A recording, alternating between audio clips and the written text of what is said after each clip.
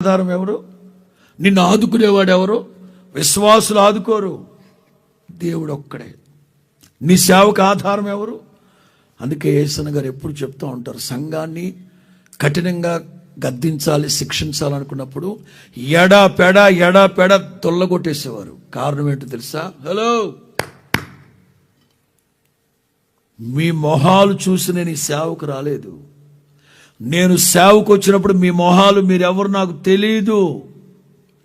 నా దేవుని ముఖాన్ని చూసి వచ్చాను నేను ఈ సేవలోకి. అంచేత మీరు ముఖ్యం కాదు నాకు. నాకున్న ఒకే ఒక ఆధారం నా దేవుని సేవ. ఏమని ఆధారపడాలి దేవుని మీద? ఒకటి, సేవకులో శక్తిని ఇస్తాడు.